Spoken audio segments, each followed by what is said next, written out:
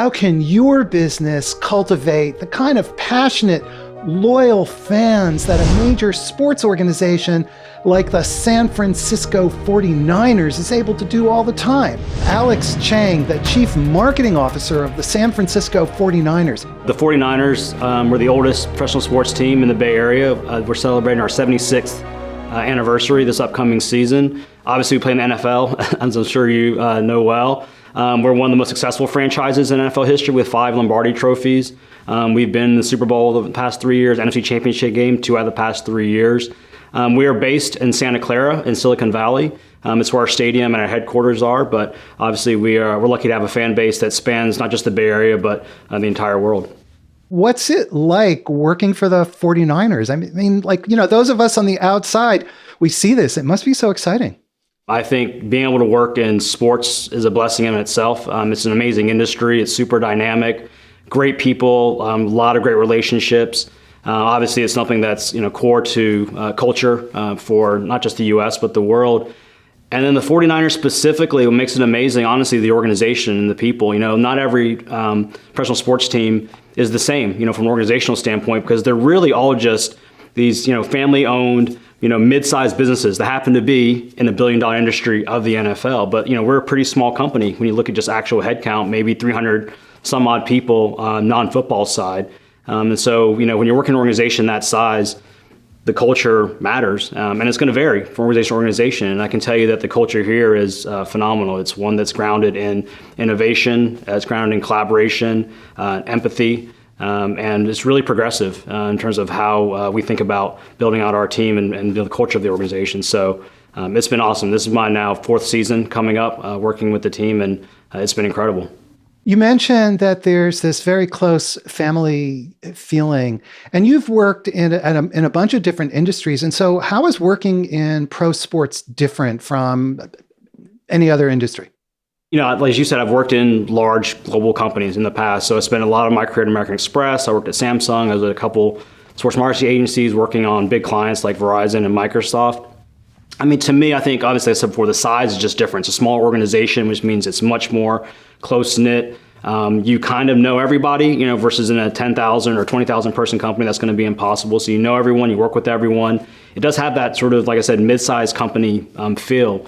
I think beyond that, from a pure marketing perspective, this is my first time working for a team. Now, I've done sports marketing before from the brand side. I've worked at sports marketing agencies, so kind of different parts of the ecosystem there. But this is my first time working on the team side.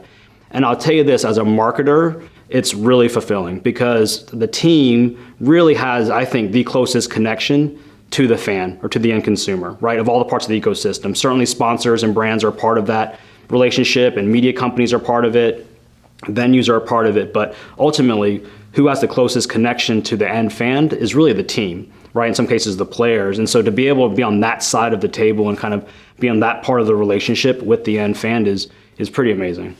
I have to imagine that one of the significant differences is the level of emotional connection that fans have with the team, as opposed to, we might have an emotional connection with, our toothpaste, but it's so vastly different when it comes to sports. The relationship that we have and sort of, you talk about like hearts, minds, and wallets, and the heart is like the thing you want to get to, right? As a brand, as a marketer, what you want to achieve is that really close emotional connection with the consumer. And I would argue that nothing does that more effectively than sports. I use these real life examples all the time, but how many things will people choose to tattoo onto their bodies, right? How many logos will people choose to wear proudly on a hat or a sweatshirt or hang a flag in front of their house or put a bumper sticker on their car? There's so many amazing brands in our world and so many brands that have great brand loyalty. But you think about the ones that people truly feel like are part of their identity. It's kind of who they are. It's how they think about bonding with their friends and their families, the community they're a part of. Sports does that. And so it's really powerful. And, again, as a marketer and someone who's a brand steward for our team, I take that responsibility and that relationship very seriously. You talk about this loyalty and the passion. So who are your fans? How do you think about your fans? You think first and foremost about our ticket buyers, right? Our season ticket members, our single game buyers, our suite owners, people who are coming to our games, right? So we have about 70,000 seats here at Levi's Stadium. We have 10 games a year here. And so, at the kind of core, you have those folks who are coming in, seeing us every week or every other week on Sundays to join us for that kind of those moments, right? That really hero product for our team, the live games. Outside of that, we've got tens of millions of fans who don't come to Levi Stadium, who can't come to Levi Stadium, who are really a big part of our brand as well, right? The strength of our brand isn't just in the 70,000 that physically come here for the games, it's also the tens of millions who are rooting for the 49ers, who follow us, who, again, we're a big part of their lives, right? And one of the things they're very interested in. And then beyond that, I think about, I guess what we traditionally call prospects, right? In traditional business sense, potential fans, right? Fans for the future. And that's a really big focus as well. Today, the number of things competing for those hearts, minds, and wallets of the next generation are literally endless, right? And so I think about my kids. I have 3 kids, all under the age of 12, and the amount of things that are competing for their attention now. We think about social media, mobile apps, gaming, influencers, so on and so on and so on, the endless stream on content streaming platforms. There's just so much out there, right? Versus, when I grew up, all we had really was sports. And so for us, as we're thinking about all of our different audiences, certainly those who help drive our business today, i.e. people coming to the games in the center, other people now who are actively engaged with us in the world, in the next ring, and then outside of that is going to be the next generation who will kind of continue to feed that funnel. So what do these fans want from you? I think it's to help, them be closer to what they love, the 49ers. You think about kind of those people who are rooting for our team, who want to be a part of our family and part of our 49er community. They want to get closer to that, and I think, we're really fortunate in that we have the ability through social media and through digital and social content to allow people to get closer, right? To feel like they have more information. Again, you think about, when I was a kid, you got information through a daily newspaper, you'd watch maybe Sports Center. And so you're getting things, but it's bits and pieces, and it's very filtered, it's very curated. Now there's a lot more access, right? Whether it's through the team itself or through the players and their platforms. So I think the more people can feel like they're really a part of what we're doing here, that they're in the loop in terms of things that are happening here, I think that's what they're looking for. When you think about people who come into our games, I think it's really about making that moment special for them, right? Like there's nothing like a live event and the kind of that feeling you get, when you're in that moment with fellow fans, 70,000 people cheering the team on. It's a pretty amazing thing, something you share with your family and with your friends, something memories that will last forever. So we want to make sure for those folks that we give them the best experience possible. So you said making the moments special. Is that kind of the essence of the whole thing here? It is. Yeah, you nailed it. So our kind of, our why is about creating meaningful moments that inspire and connect, right? And so you think about that. And those moments don't just have to be at the live game. Those moments can be, when you're on our social media platforms or reviewing a piece of content from us, or you're at one of our community outreach events. But you think about sort of how the fans engage with their favorite sports teams like the 49ers, it's all about those moments, right? Small and big, and what those moments mean to them and why they choose to spend time doing those things. And our job is to make those those moments matter, right? Make sure that they are meaningful. And so the expression of these special moments, as you're saying, comes in many, many different forms. And it sounds to me as you're talking like you think about the expression of those moments in many different ways. Traditionally in sports, there was a heavy emphasis, and understandably so, on live game attendance, right? Getting butts in seats, from a sales perspective, and then customer experience from a live game perspective. And that still is, again, very core and very central to what we do. But we have to remember that the strength of our brand isn't just hinged on those people who can come to the games. And so when we start thinking about broader audiences who are engaging with us, that is part of the experience too. Even if there isn't a live component to it, even if that's someone who's always going to just see us, live games at home, or they're only going to follow us in social, that's okay. Like that's still part of the experience in terms of how people engage with us. And we have to be thinking about that just as much as we're thinking about those who are here live. I think this question of how do we reduce the distance between our fans and our customers with our brand is fundamental to many organizations. What lessons are there in this that those of us who are not in sports can learn from your example? No matter what industry you're in, whatever product or service you offer, you're a part of people's lives, right? Like, and you mean something to them, right? And they're choosing to invest their time or their money in your brand.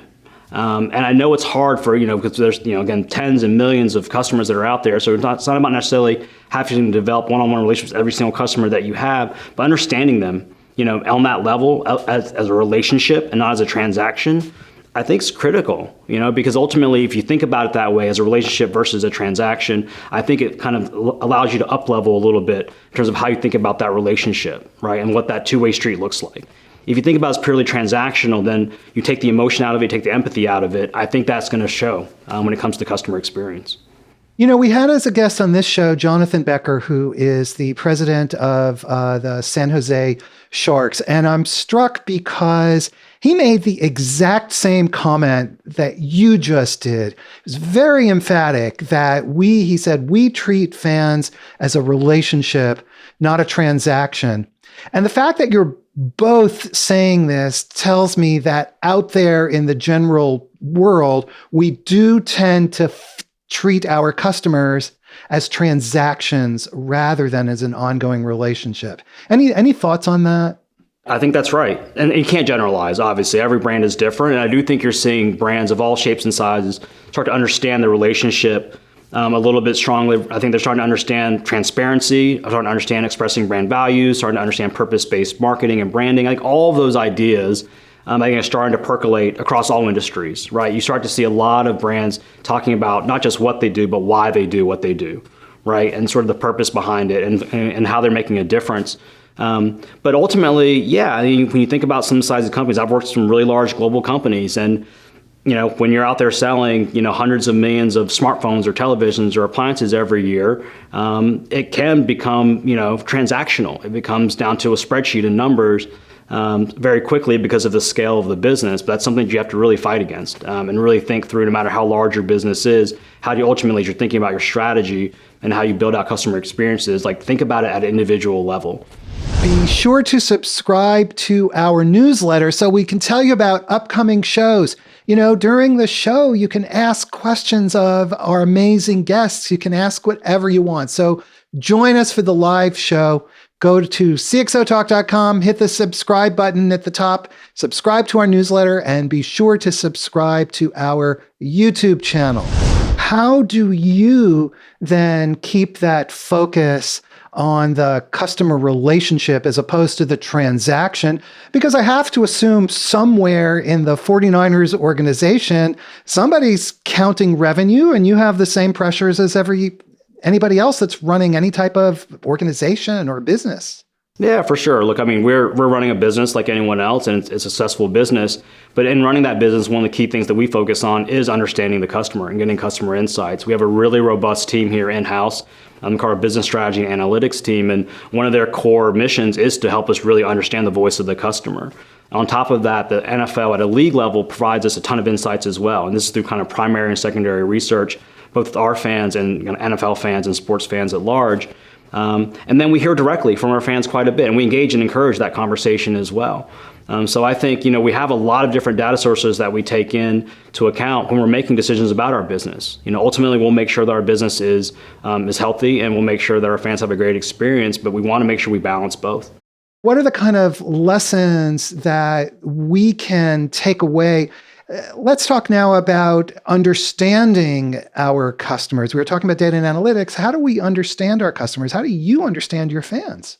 For a lot of it's just getting firsthand or secondary research and information and looking at kind of what kind of feedback are we getting as it relates to the experience they have with us. I think we're looking at engagement, in my world with marketing across different channels to understand like how are people engaging with us, what's compelling them to be a part of a conversation when it comes to the 49ers, what are the things they're most interested in, want to learn more about. We're taking all that information in real time and figuring out how we adjust our approach based on that. And that approach might be something that's related to our ticketing or our concessions or our live game entertainment. It could be related to the type of content that we're focusing on from a social media standpoint or how we're optimizing our mobile app. Everything that we have out there today has to constantly evolve and grow. We can't just say, well, like we built something, it should work fine. We're the NFL. It'll be great, and just let it go. Like everything has to be a constant iteration and improvement. So there's a combination of research data as well as actually speaking with your fans. Yeah, absolutely. A lot of it also is looking at best practices. It's interesting. I didn't realize this because I come from the brand side where everyone's competing with everyone. On the sports side, it's a lot of collaboration, even within the NFL. And so a lot of it is working with my colleagues at other NFL clubs or working in other sports teams or leagues to understand best practices and what they're seeing as well. There's a lot of camaraderie when it comes to that, and a lot of best practices sharing that I find really, really valuable. Alex, you mentioned purpose. Can you elaborate on that and mission? Tell us about that aspect of it. A lot of brands are doing today, which is really thinking through, kind of the why, the how, and the what, because I think what is very simple for most, which is what product or service do you offer, but why you do what you do and how you go about doing it.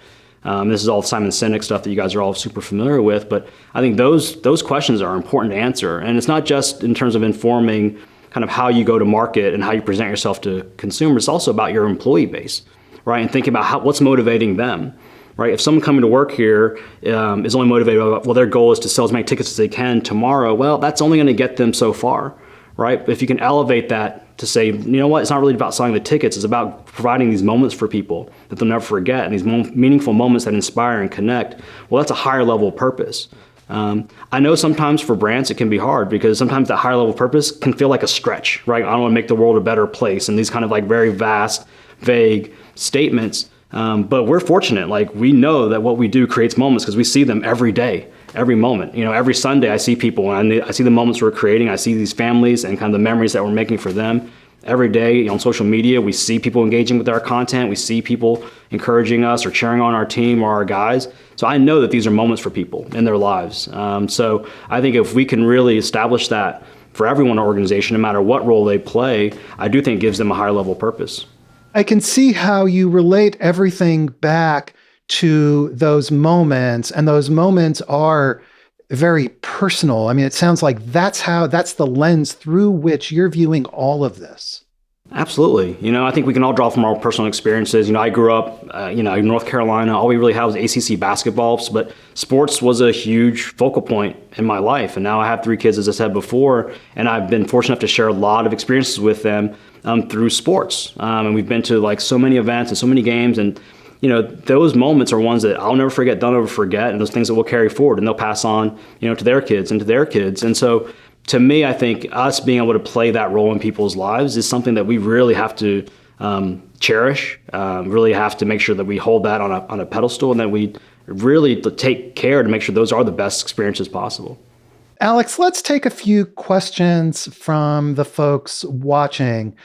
We have a question from LinkedIn, and Joel White asks, how big of a role does IT play in terms of getting access to good quality data, or is it a separate group that deals with that? Technology and having tools and platforms at our disposal is critical. We have a lot of different partners that we work with provide us resources, both us directly as the 49ers, but also, as I said before, through the league. And so we're ingesting a lot of data from a lot of different sources. We have a great team here who can really cull through all of that, pull out key insights from that, and allow us to really inform our decision making. And we have a follow-up question from Joel, and a similar question coming from Arsalan Khan on Twitter. And Arsalan's a regular listener. He asks the best questions.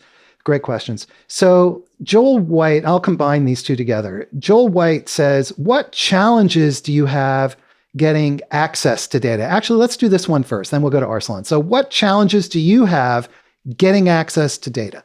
To me, I feel like I talked about before, kind of like these, I'm thinking about these 3 buckets of customers, right? So the game attendees or the ticket buyers, season ticket members, those who follow us, more broadly in social media and other places we know are engaged with, and then the prospect, kind of the future potential fans, is probably that outer ring where I feel like there's probably the most challenge, to be honest with you. I think we know a lot about our customers, our ticket buyers. I think we know a good bit about kind of the behaviors and engagement trends that we see within those who already actively engage with us through email or social or digital.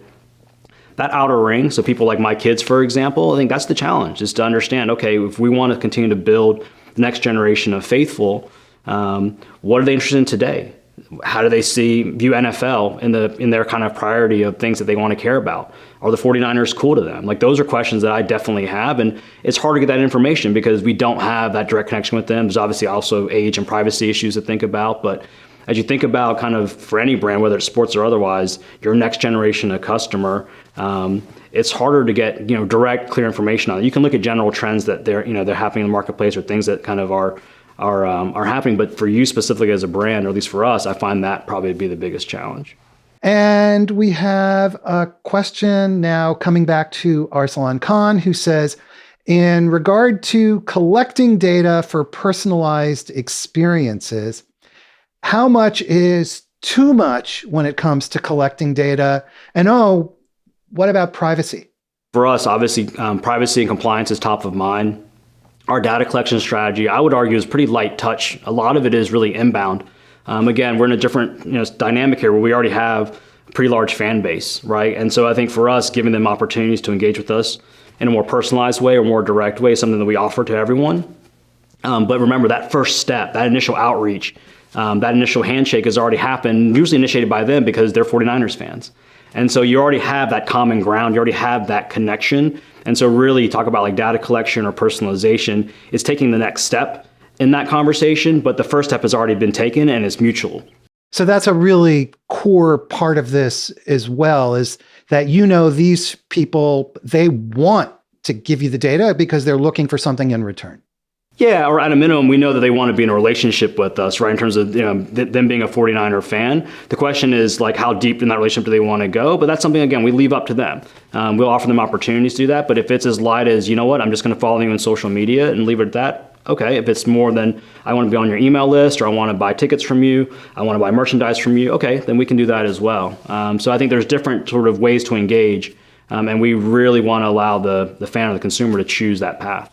And Arsalan is also wondering, how do you know when it's too much? How do you know how much data to collect? You can't collect everything in the world. So how do you decide? How do you prioritize? I mean, some of it is, it's kind of like thinking about if you ever move, right? And you have a bunch of stuff packed in boxes. If you haven't opened up a box in a month or two, you probably didn't need that stuff to begin with, right? And so I think about data a little bit the same way. It's like, let's get a bunch of information, but over time, if you're not really using it to drive any sort of insight or drive any sort of action or decisions, then that data may not be that useful, right? But there could be other questions that you have that you don't have data to inform that you want to get. And so I think it's sort of this, again, constant sort of optimization that has to go on. But really a lot to me is based off of real life usage. Ultimately, like, it's the so what. So I have a piece of information, I got a piece of data.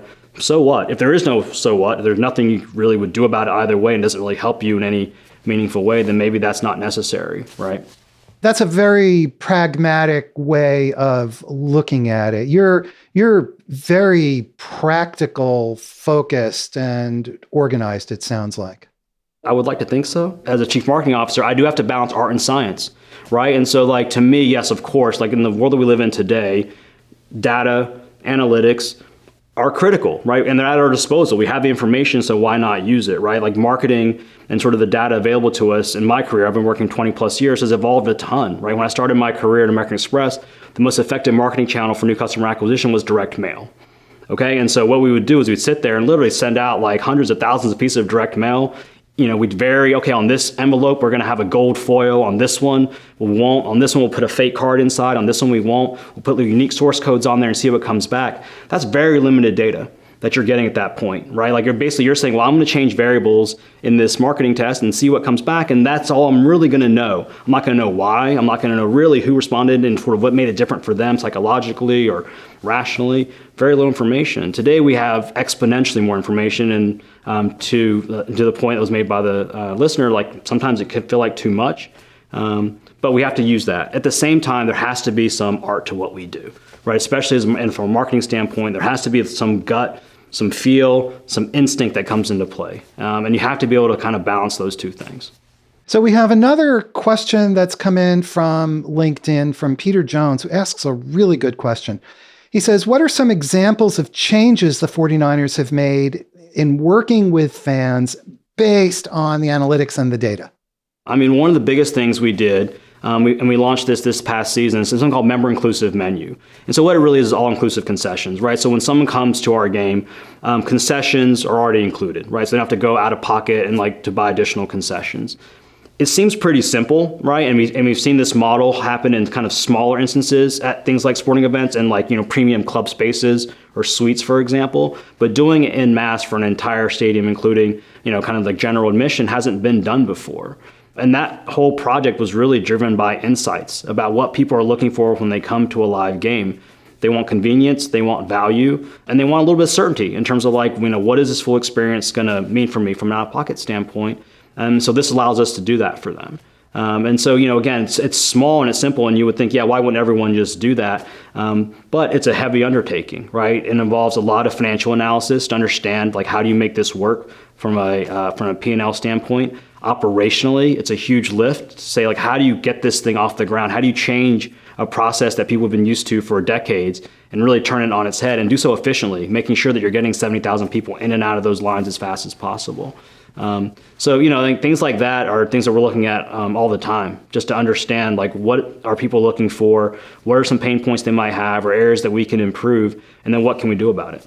I love the questions, and it's if you're listening out there, you should be asking questions because, man, when else are you going to ask the CMO of the 49ers whatever you want to ask? And we'll answer. So Arsalan Khan comes back and he says, okay, so how did you convince folks inside the organization that all this needs to be data-driven, given the heavy lift that you just described that's necessary to make it all happen?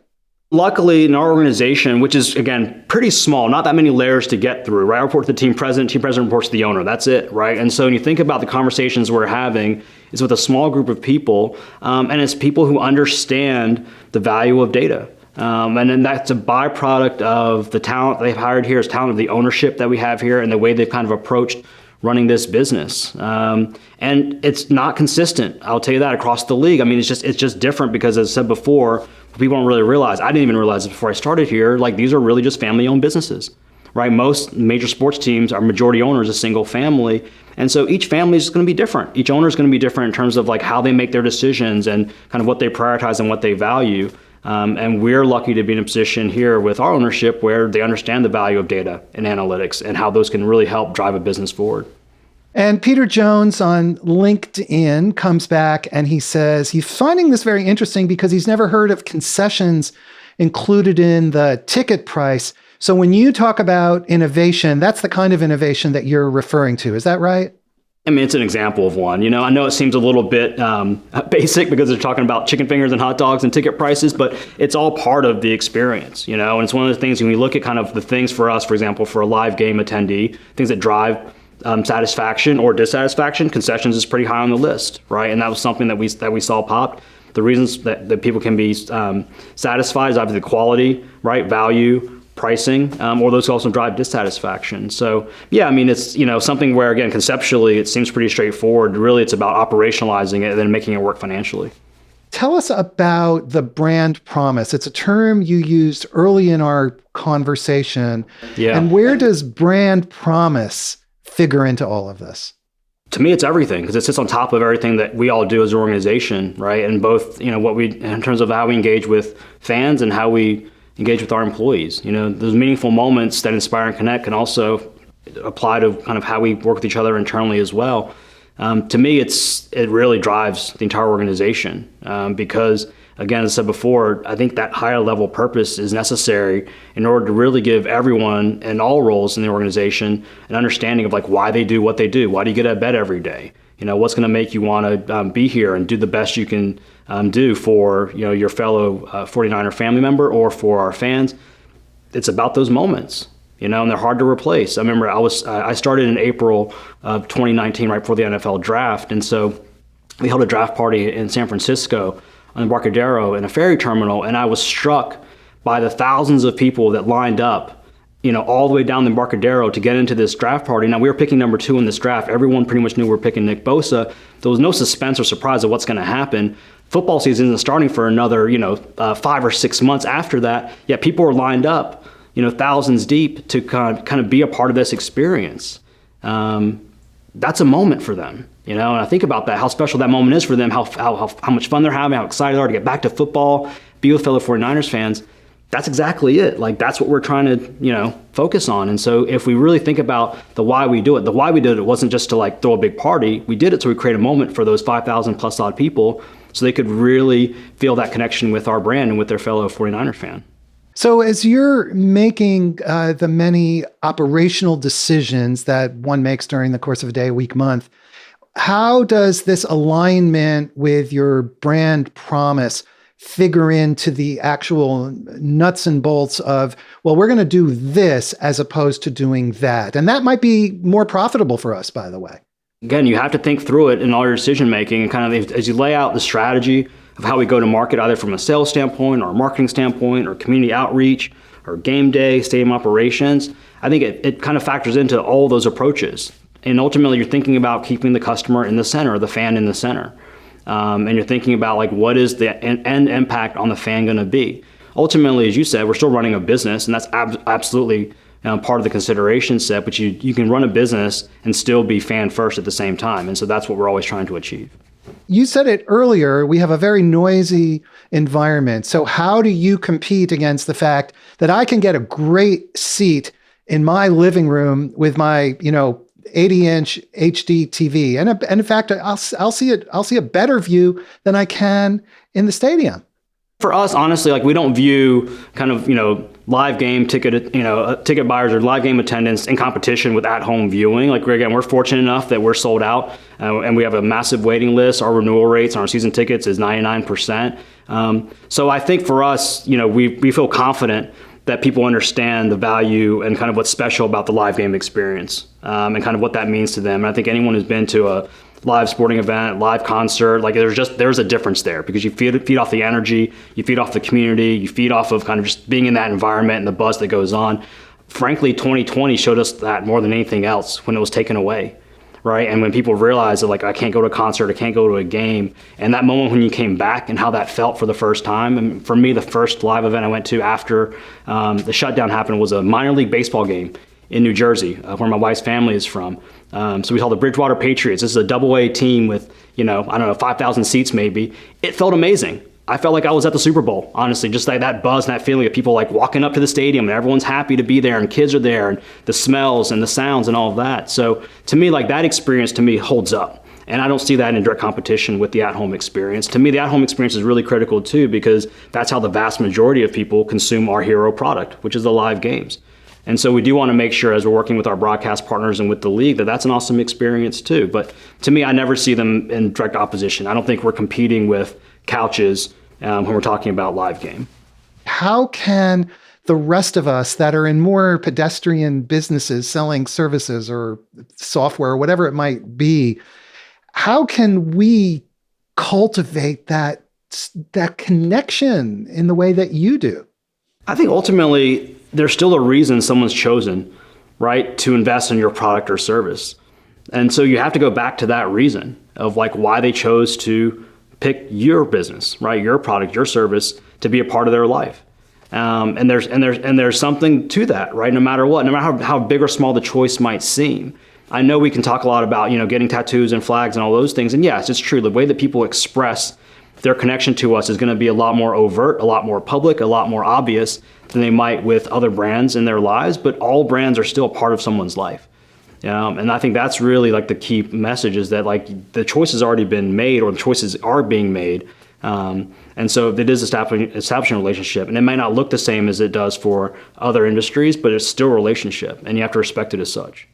So beginning with really understanding why they chose you, because they did choose you.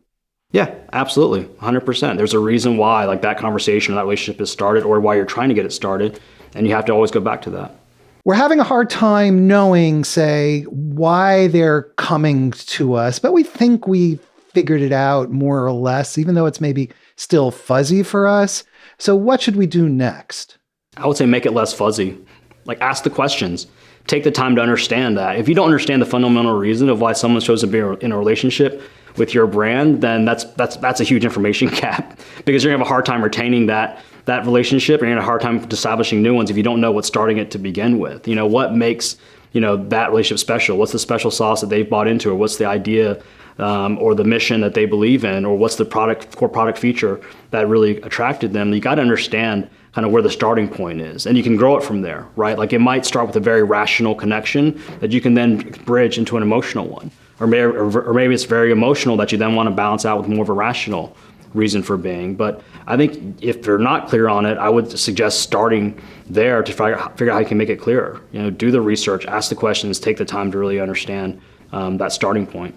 So now we have taken your advice. We have a good handle on why people are buying from us, but we don't have that emotional connection. How do we now build that connection? And you have to do this within reason to understand like how much of it do you need to be emotional, and like what's really realistic from an emotional standpoint, right? Certain things, certain transactions are going to stay more in that rational space, and that's okay too. And you can strengthen that and build on it, right? But if something's having an opportunity to be more emotional, you can truly pay it off, and then do so, right? You think about, and it's an old example now, and it's probably dated, but like, when Tom's came out, for example, right? It was about kind of a quality, affordable pair of shoes, but for every pair you buy, they donate a pair, right? And so they were able to find a mission within their organization to kind of bridge a very rational decision. Okay, these are like stylish, comfortable, relatively low cost shoes, with an emotional reason, which is like, oh, cool, when I support this company, I'm also supporting people who could, who need shoes and are needy. So I think, to me, like there are certain companies like that can find a natural connection and truly pay it off in a way that's credible and it's meaningful, and that's great. I think there's could be other instances where there isn't really a true payoff that can bridge kind of to the emotional side of it. Then don't try to force that bridge, because in today's world, like it'll be obvious in 2 seconds, and it's something. Then now you've kind of spoiled the entire relationship because you've now destroyed that trust. Can you connect for us the trust that you just mentioned with the authenticity that you just alluded to? We have these why statements, these mission statements. We talk about them internally, but you have to really not just talk about the words and kind of communicate them. You have to live them, right? And people have to believe them. And so that's something that's, again, super important. And it sounds simple, and I don't mean to be preachy about it, but I feel like if you're going to make a statement about why your brand or your product or your service or your company exists, kind of what your role is in society, like make sure you can truly pay that off. Because if you can't, then it's going to fall down. It's going to fall down with your employees. It's going to fall down with your customers, and ultimately your brand will fail as well. It's something that has to be real, and so that's part of it, is like not just coming up and trying to figure out like, okay, well, what's our mission, and come up with something that feels inspirational. Make sure it's legit. Make sure that you can actually say like, yep, we actually do that, and here's the ways that we do it, not just in one part of the organization, but across an organization. We have another question from Twitter, actually a few questions. And so I'll ask you to answer these pretty quickly because we're almost running out of time. So Alexis Macias says, given that the NFL season is 18 weeks, how important is it to create moments when the season is over? Yeah, it's critical. I think we're fortunate that interest in the NFL continues even when the games conclude, right? And so we have things like next week, the NFL draft is coming up. It's been announced now in mid-May. Our schedule will be released, and then we'll have a little bit of time off for players, and then training camp begins. That entire cycle is one where NFL fans are already engaged. They're interested. You see how many mock drafts have you gone through, or how many, kind of like schedule analysis have you gone through, or free agency trackers and things like that. It's pretty incredible. So I would say that the appetite is certainly there for people to continue to want to engage with NFL and their favorite teams during the off season. And so our job as a league and as clubs is to continue to kind of help meet that demand. Arsalan Khan comes back. He's a technologist, and he says, any thoughts on using artificial intelligence on your data analytics, any aspect of your operations? I think AI is something that we're certainly playing with and working with the league on as well to understand how that can help us. A lot of it we've already been using when we look at things like crowd movement at an event, for example, and understanding throughput and things like that. So there's certainly aspects of AI that are going to be important to what we do in the future.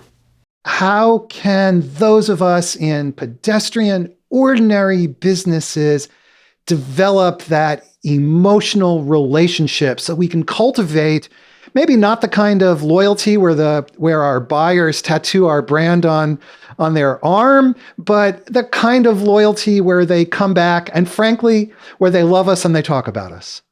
Yeah, I mean, I don't think there's any industry product service that's necessarily pedestrian. I think it's all a matter of perspective. I think it's just different. But as I said before, it's still a relationship, and the relationship is something that's there or can be established no matter what. And so treat it like that. You know, a relationship, not a transaction.